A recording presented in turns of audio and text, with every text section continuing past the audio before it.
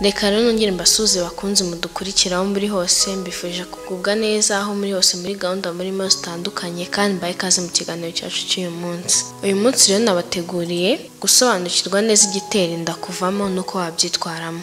Tugiye kurebera hamwe ni iki gitera inda kuvamo, ni gute wabyirinda. Gukuramo inda bivuga igihe cyose umwana wari uri mu nda asohotse hatarashyira ibyumweru 20, ni ukuvuga atarageza ku mezi 5 usamye. Iki gihe bibayeho nta ruhare bigizemo, aribyo bita miscarriage.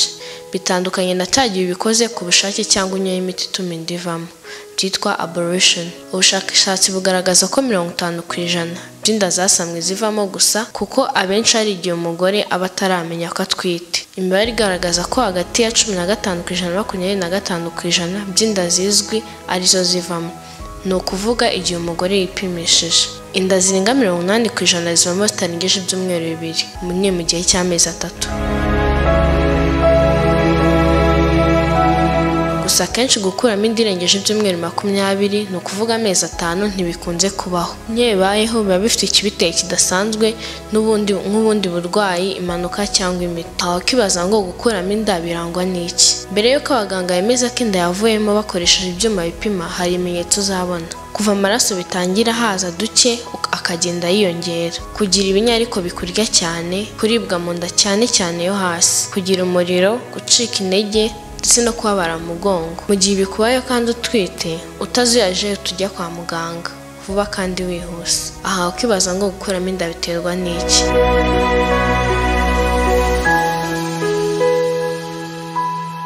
Akenshi gukuramo inda nubwo bibabaza ukumva ko uhombye umwana, ariko burya inda ivamo kubera ko umwana uri mu nda yararimitse nabi, ni ukuvuga mu kuremwa kwe hari ibitaragenze neza. Ibyo kandi ntaho biba bihuriye na nyina. Izindi mpamvu twavugamo harimo indwara ziterwa na microbe zitandukanye nka mburugu, ubwandu bw'umuyoboro w'inkari na trichomonas n'izindi. Uburwayi bwa karande mu mugore nka diabete n'imikorere mibi ya thyroid, ikibazo cy'imisemburo, ubudahangarwa bw'umubiri nko mu gihe umwana arimetse nabi cyangwa adahuje resus na nyina, imiterere mibi y'umura.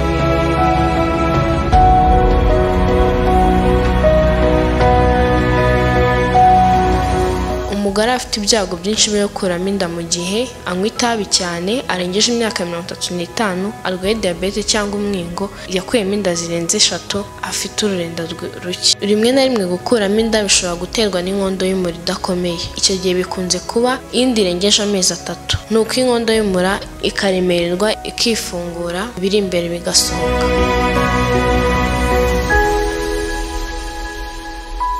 Inda ivamo bitunguranye, umugore akabona isuhira amenetse ikaremererwa. Gusa rimwe na rimwe gukuramo inda bishobora guterwa n'inkondo y'umura idakomeye. Icyo gihe bikunze kuba inda irengeje amezi 3, nuko inkondo y'umura ikaremererwa ikifungura, ibiri imbere bigasohoka, abona ivuyemo nta buribwe yumvise.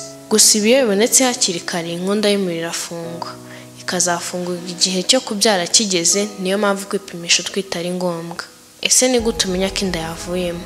Nk'uko twayibonye, hari ibimenyetso ubona bituma ugomba kujya kwa muganga.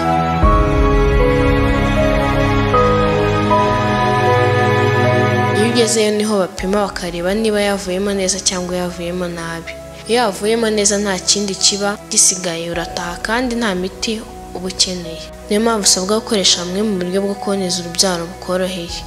Muganga ashobora kuguha imiti ya progesterone mu kwirinda ko hari indi nda yavamo.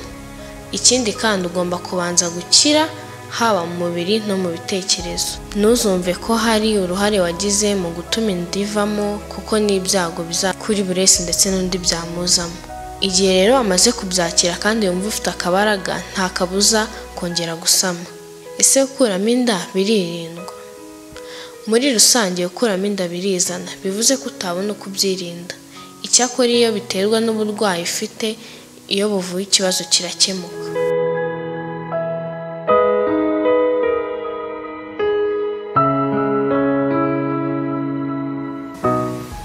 Inda itarengeje ibyumweru 22 nishobora gukurwaho mu gihe ukeneye serivisi yahawe icyemezo n'urukiko ko byemerewe.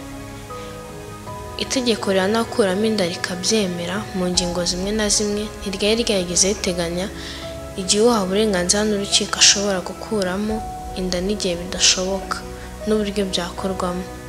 Ibi byatumaga hari uhabwa uburenganzira n'urukiko bwo gukuramo inda ariko bagera kwa muganga bakabwirwa ko igihe cyarenze.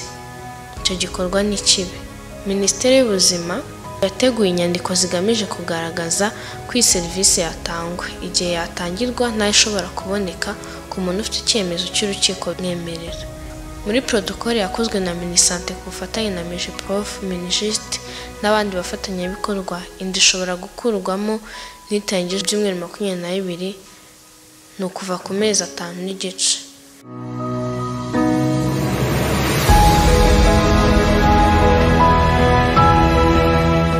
Bivugwa na Dr. Kanyamanza Eugene ukora mu ishami ry'ubuzima bw'umubyeyi n'umwana mu kigo cy'igihugu gishinzwe ubuzima.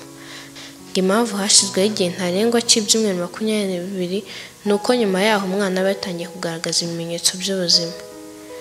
Dr. Kanyamanza yagize ati ku byumweru 22 umwana aba ahumeka agaragaza n'ibindi bimenyetso by'ubuzima.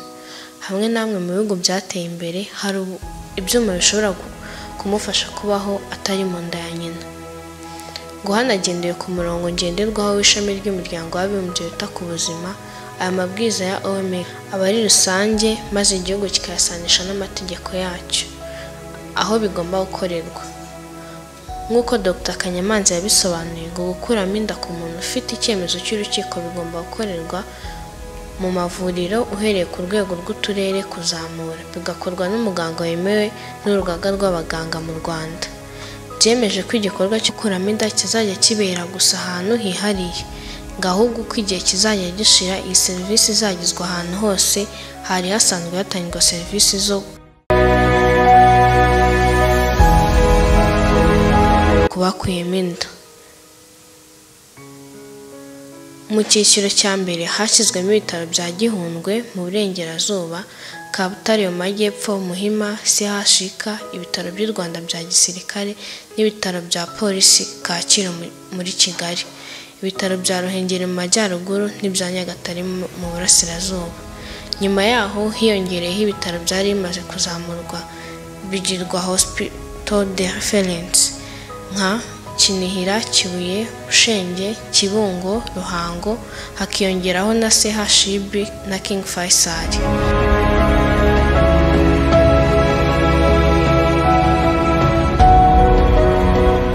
Ashimangira ko iyi serivisi idashobora gutangwa n'abaforomo, ababyaza cyangwa se abandi bantu abo ari bo bose bafite aho bahuriye no kwita ku buzima. Itegeko rihana gukuramo inda ariko rikemerera uwasambanyijwe ku gahato, uwatewe inda n'uwo bafitanye isano kugeza ku gisanira cya kabiri, uwashyingiwe ku gahato ndetse n'ubuzima bwe n'ubw'umwana atwite buri mu kaga kayikuramo. Ibi agomba kubiherwa uburenganzira n'urukiko, agahabwa icyitwa court order. Umuntu yagiranye n'uruhushya ari nacyo ajyana kwa muganga bagashyira mu bikorwa icyemezo cy'urukiko. Kugeza ubu 3 nibo bamaze guhabwa court order ndetse bakanakurirwamo inda ku buryo bwemewe safe abortion kuva mu mwaka wa 2012 ubwo habagaho amavugurura mu itegeko rihana gukuramo inda. Reka nshimire mwese twabanye muri iki kiganiro, mbifuze kugubwa neza aho muri hose, mbibutse gukora subscribe kuri iyi channel, kande like, musharinge bino ndetse mwandike na comment n'ahari ibyo mwifuza ko tuzabagezaho mu kiganiro cyacu cy'ubutaha. Naho ubutaha tuzongeye guhura mu kiganiro cyacu kizakurikira.